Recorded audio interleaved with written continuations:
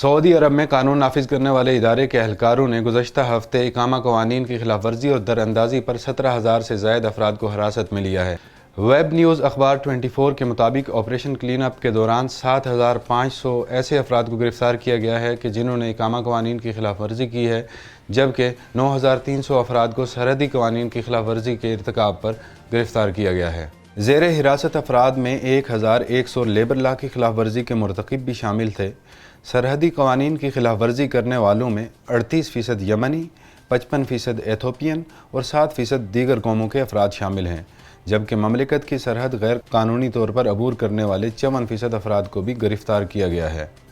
بیان میں کہا گیا ہے کہ 8 سعودی شہریوں کو بھی گرفتار کیا گیا جو غیر قانونی طور پر مقیم افراد کو پناہ اور روزگار مہیا کرتے تھے۔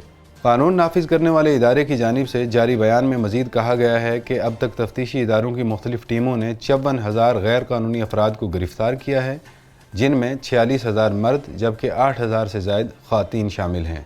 ان زیر حراست 39,000 افراد کو ملک بدر کرنے کے لیے ان کے ملکوں کے سفارتخانوں سے رابطہ کیا گیا ہے تاکہ سفری دستاویزات مکمل ہو سکیں۔ اس خبر اور دیگر خبروں کی تفصیل جاننے کے لیے وزٹ کیجیے urdunews.com۔